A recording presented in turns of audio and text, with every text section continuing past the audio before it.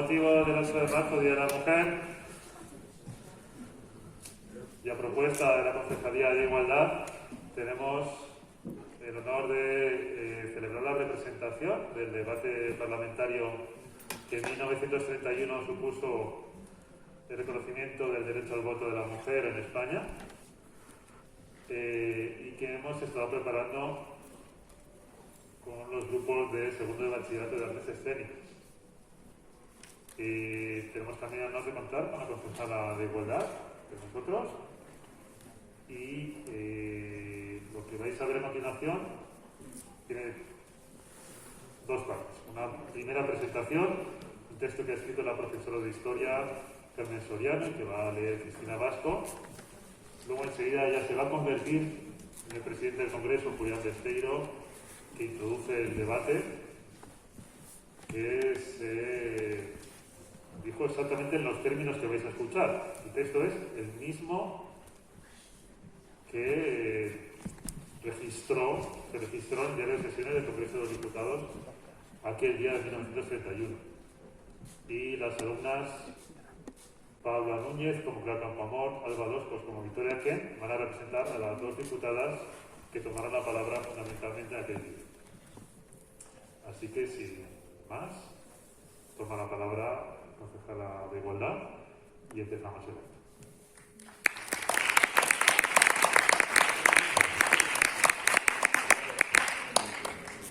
Pues muy buenos días a todos y a todas. Yo lo primero es daros las gracias por estar aquí en este 8 de marzo.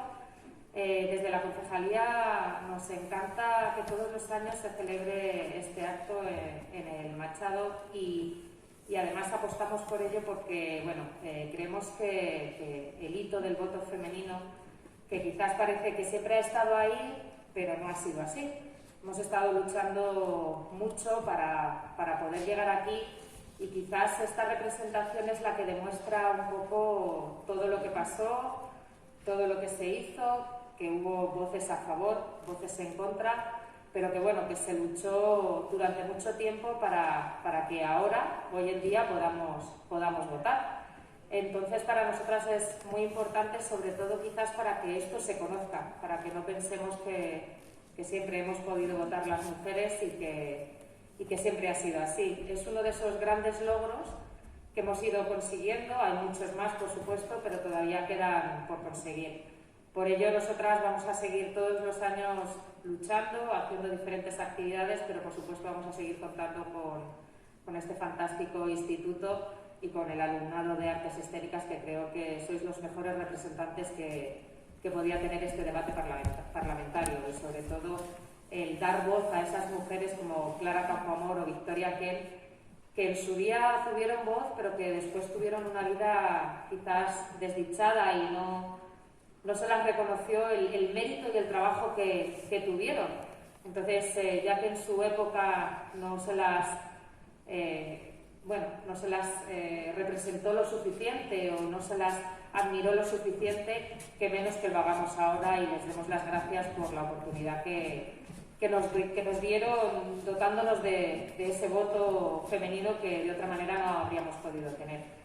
Me he apuntado los nombres, para no olvidarme de nadie, de todos los que intervienen. Dar, por supuesto, las gracias en especial al profesor Juan Pablo Eras, que todos los años contamos con su apoyo, a la profesora Carmen Soriano García, que nos ha escrito el fantástico texto, y darle las gracias muy especial a Paula Núñez, como diputada Clara Campoamor, a Alba Loscos, como la diputada Victoria Ken, Cristina Vasco, que va a ser el presidente Julián Besteiro, Carlos Velilla, el diputado Guerra, José Luis Ferrero, diputado señor Tapia, y que Iván Talisi, diputado señor Pérez Madrigal.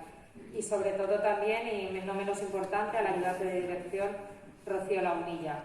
Yo os quiero agradecer a todos y a todas que estéis aquí, y sobre todo que escuchéis estas palabras, porque para mí fueron unas pioneras.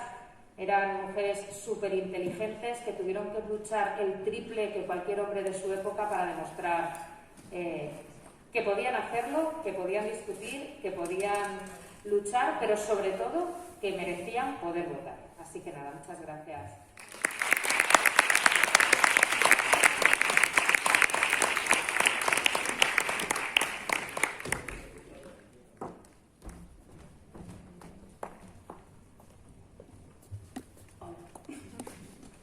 El voto femenino, que actualmente consideramos un derecho inalienable en los países democráticos, es sin embargo el resultado de un largo y tortuoso proceso de reivindicaciones, protestas y manifestaciones que tienen su origen a mediados del siglo XIX.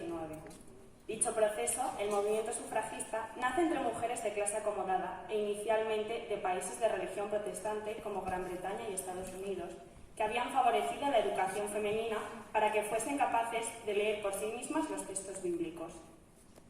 Desde sus orígenes, el movimiento sufragista fue profundamente rechazado y ridiculizado por una sociedad profundamente conservadora y estrictamente masculina, que rechazaba y caricaturizaba a las mujeres que protestaban por sus derechos, tachándolas de solteronas amargadas o de mujeres masculinizadas que pretendían ocupar el papel de los hombres. Sin embargo, el movimiento fue consiguiendo hacerse oír, al tiempo que muchas de sus miembros eran encarceladas, considerándose a sí mismas presas políticas. En España, a finales del siglo XIX, intelectuales como Concepción Arenal, Rosalía de Castro o Emilia Pardo Bazán empiezan a defender la necesidad de cambios jurídicos a favor del papel de la mujer en la sociedad. Pero fue la periodista y escritora Carmen de Burgos la auténtica pionera del movimiento sufragista, promoviendo en 1906, desde el periódico El Heraldo de Madrid, la primera campaña a favor del voto femenino. Antes de la Primera Guerra Mundial, solo Nueva Zelanda, Australia, Finlandia y Noruega habían otorgado el derecho al voto femenino. Durante la contienda lo harán Dinamarca y Rusia, y será a partir de 1918, al acabar la guerra, cuando un número creciente de países reconozcan este derecho. Estados Unidos para la población blanca, Gran Bretaña, Irlanda, Alemania, Austria, los Países Bajos y Bélgica son algunos de ellos. En parte influyó en ello la que había sido una imprescindible contribución de las mujeres a la economía de guerra, al tener que asumir, muchas de ellas en las fábricas, los puestos de trabajo de los hombres que luchaban en el frente. También, en 1918, nace la que sería la principal organización feminista española, la Asociación Nacional de Mujeres Españolas, en la que destacarán, entre otras, María de Maeztu y las futuras diputadas Victoria Kent y Clara Campoamor. Sin embargo, los años posteriores a la guerra también trajeron consigo el avance de las dictaduras en Europa. Tanto Mussolini en Italia como Hitler en Alemania procuraron que la mujer volviese a su papel tradicional de esposa, madre y cuidadora del hogar. Coincidiendo con este auge de los fascismos en Europa, en España, el 14 de abril de 1931 es proclamada la Segunda República. El nuevo régimen, que acaba con una monarquía caduca y corrupta, nace con un sistema democrático de derecho que pretende establecer las bases de un país más justo e igualitario. Esos principios rigen en la Constitución que se aprueba el 9 de diciembre de 1931. Dicha Constitución fue elaborada por las Cortes Constituyentes, elegidas en las elecciones generales celebradas en junio.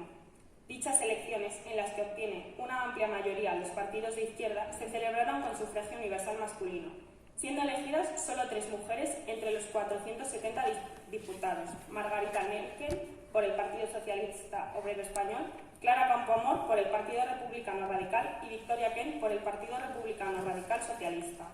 No podía obviarse el derecho a voto femenino en una Constitución que establecía en su artículo 2 que todos los españoles son iguales ante la ley. Al respecto, en las Cortes se escucharon intervenciones que hoy calificaríamos cuanto menos de peregrinas. Por ejemplo, el diputado y catedrático de Patología Roberto Naova Santos, de la Federación Republicana Gallega, afirmó que cuál sería el destino de la República si en un futuro próximo, muy próximo, hubiésemos de conceder el voto a las mujeres. Seguramente una reversión, un salto atrás, y es que a la mujer no la domina la reflexión y el espíritu crítico. La mujer se deja llevar siempre de la emoción, de todo aquello que habla sus sentimientos. El histerismo no es una enfermedad, es la propia estructura de la mujer. La mujer es eso, histerismo, y por ello es voluble, versátil, es sensibilidad de espíritu y emoción. Esto es la mujer, y yo pregunto, ¿en qué despeñadero nos hubiéramos metido si en un momento próximo hubiéramos concedido el voto a la mujer? También hubo propuestas para conceder el voto femenino diferenciado, pudiendo los hombres tener derecho desde los 23 años y las mujeres desde los 45. Fueron las diputadas Victoria Kent y Clara Campoamor las grandes protagonistas de este debate.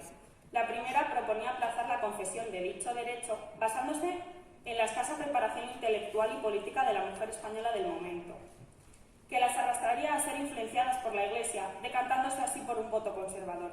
Clara Campoamor, sin embargo, aboga por el inmediato reconocimiento del voto femenino, contradiciendo lo que era la línea general de su propio partido. Finalmente, tras la ajustada votación, 161 contra 121 votos, el artículo 36 de la Constitución queda redactado de la siguiente manera. Los ciudadanos de uno y otro sexo mayores de 23 años tendrán los mismos derechos electorales conforme determinen las leyes. Es decir, quedaba establecido el derecho al voto en igualdad de condiciones para hombres y mujeres.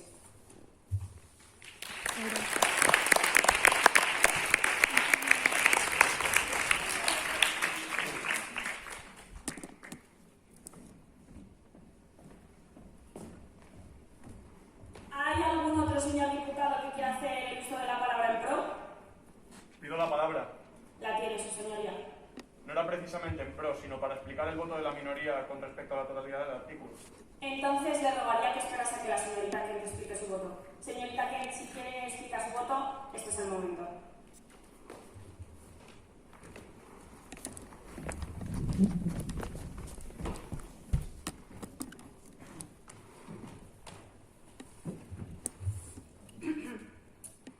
Señores diputados, pido en este momento a la Cámara atención respetuosa para el problema que aquí se debate, porque estimo que no es problema nimio, ni problema que debamos pasar a la ligera.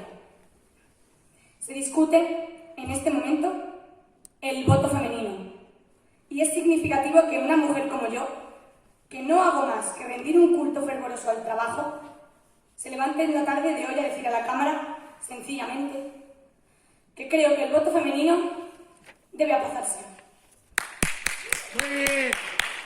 Que creo que no es el momento de otorgar el voto a la mujer española.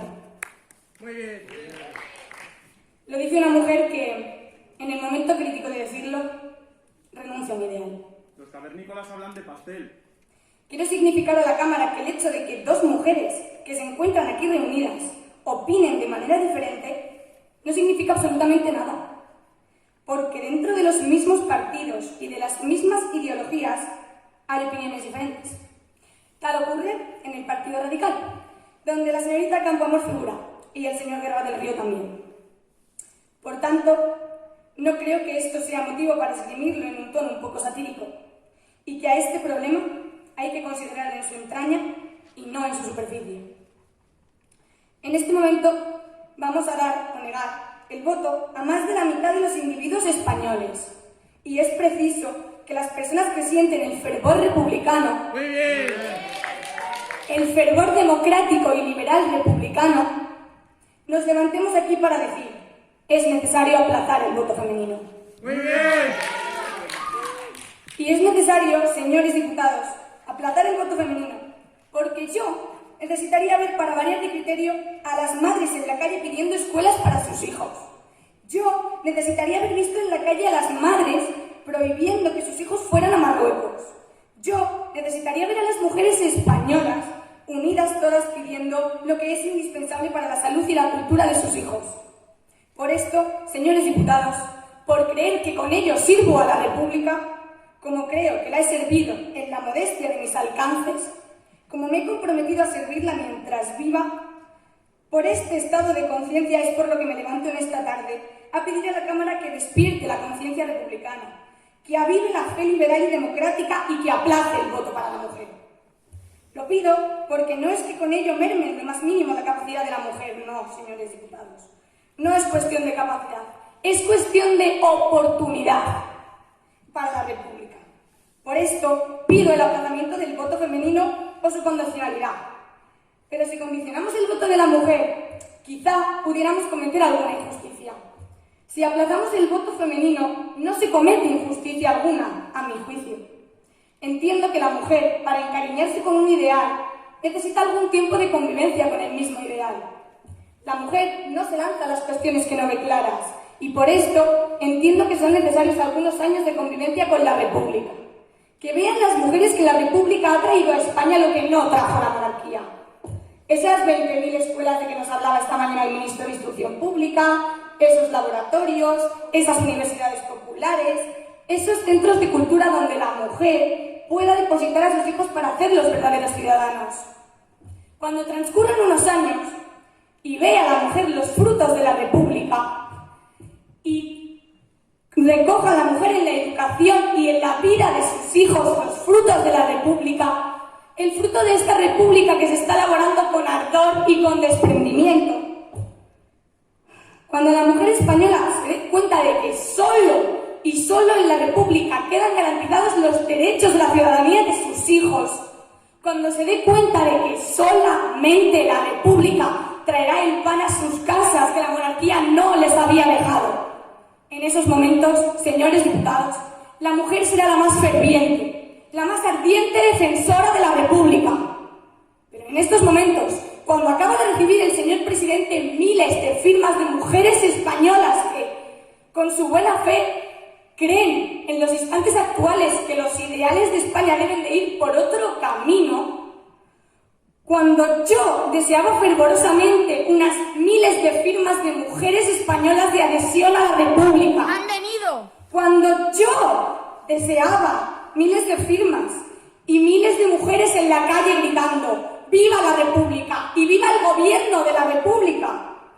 Cuando yo pedía que aquella caravana de mujeres españolas que iban a rendir un tributo a Primo de Rivera tuvieran una compensación de República.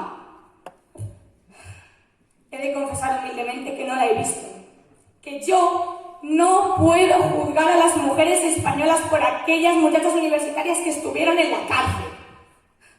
Que sí, honra de la escuela femenina, pero solo fueron 4 muchachas universitarias. Al igual que tampoco puedo juzgar a aquellas mujeres obreras que dejan su trabajo diariamente para sostener con su marido su hogar. Si las mujeres españolas fueran todas obreras, si las mujeres españolas hubiesen atravesado un periodo universitario y estuvieran liberadas en su conciencia, yo me levantaría hoy frente a la Cámara para pedir el voto femenino. Muy bien. Pero en estas horas me levanto para decir lo contrario y decirlo con toda la valentía de mi espíritu, afrontando la forma que puedan formar de mí las mujeres que no tengan ese fervor y esos sentimientos republicanos que creo tener. Es por esto por lo que claramente me levanto a decir a la Cámara: o la condicionalidad de voto o su aplazamiento. Su aplazamiento creo que sería lo más beneficioso, porque lo juzgo lo más justo. Como asimismo que, después de unos años de estar con la República, de convivir con la República, de luchar por la República y de apreciar los beneficios de la República, tendríais en la mujer la defensora más entusiasta de la República. Por hoy, señores diputados, es peligroso conceder el voto a la mujer. Yo no puedo sentarme sin que quede claro mi pensamiento y mi sentimiento, y sin salvar absolutamente para lo sucedido mi conciencia. He ahí lo que quería exponer a la Cámara.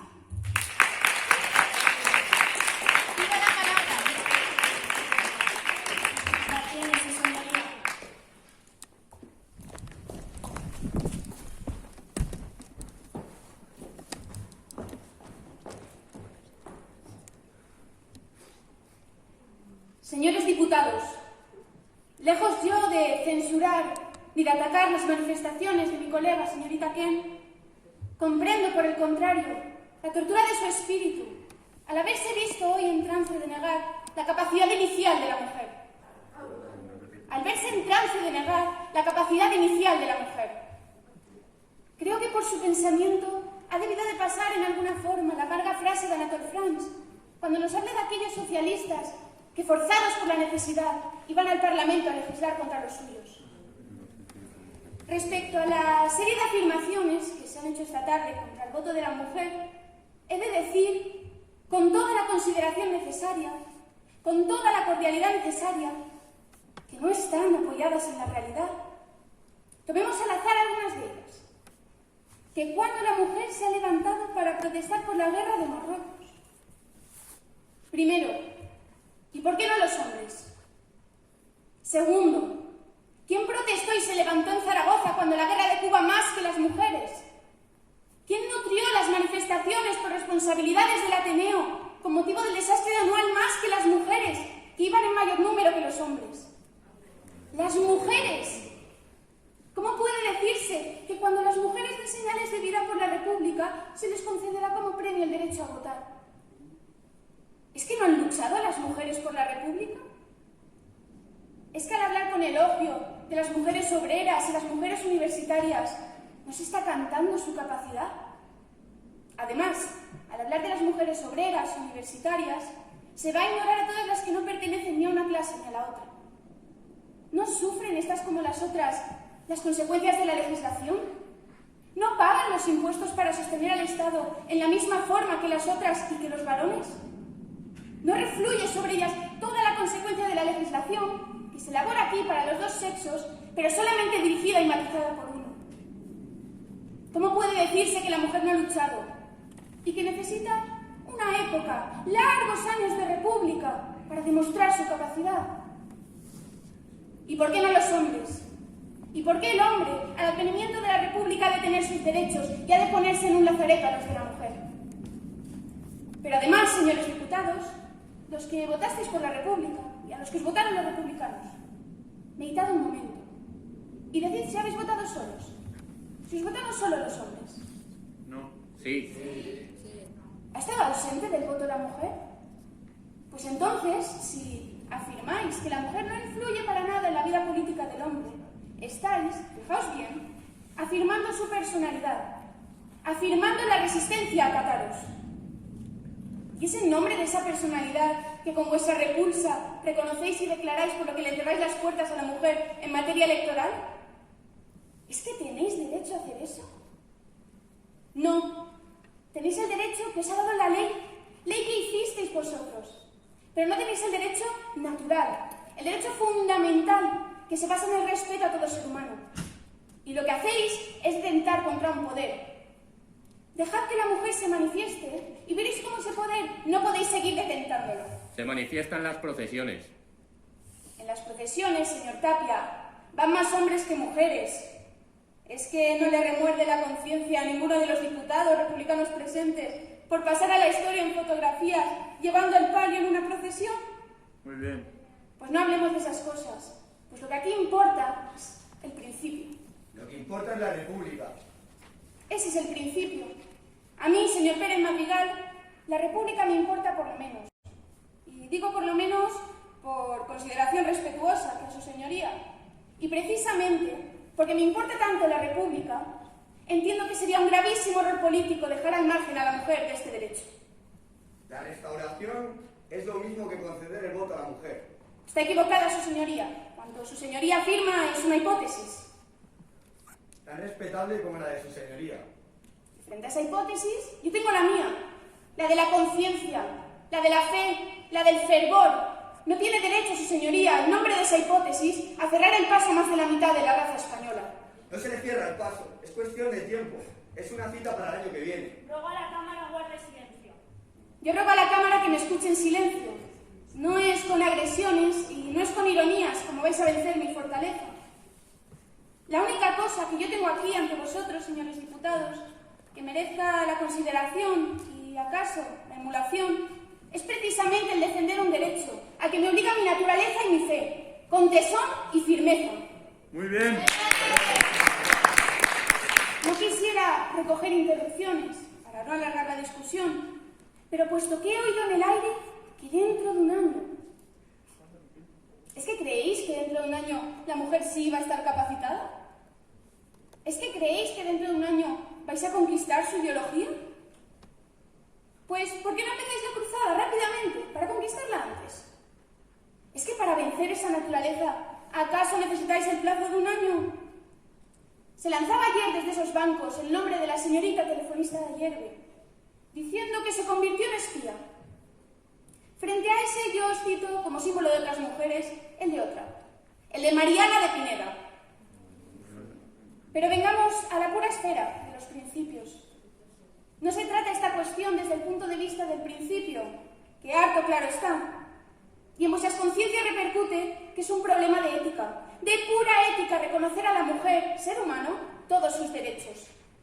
Porque ya es decir que en 1796 se ha aceptado en principio también el postulado de que solo aquel que no considera a la mujer un ser humano es capaz de afirmar que todos los derechos del hombre y del ciudadano no deben ser los mismos para la mujer que para el hombre.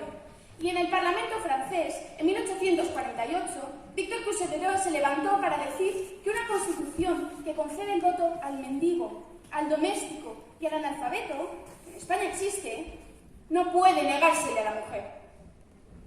No es desde el punto de vista del principio, es desde el temor que aquí se ha expuesto, fuera del ámbito del principio, cosa muy dolorosa para un abogado. Como se puede venir a discutir el derecho de la mujer a que le sea reconocido en la Constitución. Y desde el punto de vista práctico, utilitario, ¿de qué acusáis a la mujer? ¿Es de ignorancia? Pues yo no puedo, por enojosas que sean las estadísticas, dejar de referirme a un estudio del señor Luzuriaga acerca del analfabetismo en España. Hace él un estudio cíclico desde 1868 hasta el año 1910. Nada más porque las estadísticas van muy lentamente y en España no hay otras. ¿Sabéis lo que dice la estadística? Pues dice que, tomando los números globales, en el ciclo de 1860 a 1910, se observa que mientras el número total de analfabetos varones, lejos de disminuir, ha aumentado en 73.082, el de la mujer analfabeta ha disminuido en 48.098. Y refiriéndose a la proporcionalidad del analfabetismo en la población global, la disminución en los varones es solo de 12,7%, en tanto que en las hembras es de 20,2%. Esto quiere decir, simplemente, agrega el autor, que la disminución del analfabetismo es más rápida en las mujeres que en los hombres y que de continuar ese proceso de disminución en los dos sexos, no solo llegarán a alcanzar las mujeres el grado de cultura elemental de los hombres, sino que lo sobrepasarán. Eso en 1910, y desde 1910 la curva ascendente ha seguido, y la mujer hoy día es menos analfabeta que el varón. No es, pues, desde el punto de vista de la ignorancia, desde el que se le puede negar a la mujer la entrada en la obtención de este derecho. Otra cosa, además, al varón que ha de votar. No olvidéis que no sois hijos de varón tan solo, sino que en vosotros se define el producto de los dos sexos. En ausencia mía, y leyendo el diario de sesiones, pude ver en él que un doctor hablaba de que no había ecuación posible y, con espíritu heredado de Moebius y Aristóteles, declaraba la incapacidad de la mujer. A eso un solo argumento. Si, aunque no queráis, y si acaso afirmáis la incapacidad femenina, votáis con la mitad de vuestro ser incapaz. Yo y todas las mujeres a quienes represento queremos votar con nuestra mitad capaz masculina, porque no hay degeneración de sexos, porque todos somos hijos de hombre y de mujer y recibimos por igual las dos partes de nuestro ser. Este principio lo oía yo explicar con clarividencia magnífica al insigne maestro Unamuno, refiriéndose a una discusión con doña Emilia Cordobazán, discusión en la que ella se hallaba atenazada con el argumento de la incapacidad heredada. Y al fin él le dio la salida en este magnífico argumento que luego han desarrollado los biólogos. Somos producto de dos seres. No hay incapacidad posible de vosotros a mí, ni de mí a vosotros. Desconocer esto es negar la realidad evidente. Negadlo si queréis. Sois libres de ello, pero solo en virtud de un derecho que habéis, perdonadme la palabra, que digo por su claridad y no con espíritu agresivo, detentado. Porque os dices a vosotros mismos las leyes, pero no porque tengáis un derecho natural para dejar al margen a la mujer. Yo, señores diputados, me siento ciudadana antes que mujer y considero que sería un profundo error político dejar al margen a la mujer de este derecho. A la mujer que espera y confía en vosotros. A la mujer que, como ocurrió con otras fuerzas en la Revolución Francesa, será indiscutiblemente una nueva fuerza que se incorpora al derecho. Y no hay sino que empujarla a que siga su camino. No dejéis a la mujer que, si es regresiva, piense que su esperanza estuvo en la dictadura. No dejéis a la mujer que piense, si es avanzada, que su esperanza de igualdad está en el comunismo. No cometáis, señores diputados, ese error político de gravísimas consecuencias. Ayudáis a la República, salváis a la República, atrayéndoos y sumándoos esa fuerza que espera ansiosa su momento de redención. Cada uno habla a virtud de una experiencia, y yo os hablo en nombre de la mía propia. Yo soy diputado de la provincia de Madrid. La he recorrido, no solo en cumplimiento de mi deber, sino por cariño. Y muchas veces, siempre, he visto que a los actos públicos acudía una concurrencia femenina muy superior a la masculina. Y he visto en los ojos de esas mujeres la esperanza de redención. He visto el deseo de ayudar a la República. He visto la pasión y la emoción que ponen en sus ideales. La mujer española espera hoy de la República la redención suya y la de su hijo. No cometáis ese error histórico que nunca tendréis bastante tiempo para llorar. Que nunca tendréis bastante tiempo para llorar al dejar al margen de la República a la mujer, que representa una fuerza nueva, una fuerza joven, que ha sido simpatía y apoyo de los hombres en las cárceles, que ha sufrido en muchos casos como vosotros mismos, y que está anhelante, aplicándose a sí misma la frase de Humboldt de que la única manera de madurarse para el ejercicio de la libertad y de hacerla accesible para todos es caminar dentro de ella. Señores diputados, he pronunciado mis últimas palabras en este debate. Perdonadme si os moleste, considerando que es mi convicción la que hablo como republicana, pero como republicana que ante un ideal lo defendería hasta la muerte. Y que pondría, como dije ayer, la cabeza y el corazón en el platillo de la balanza, al igual que Breno puso su espada para el voto de la mujer. Y que además sigo pensando, y no por vanidad, sino por íntima convicción, que nadie en estos momentos sirve a la República como yo.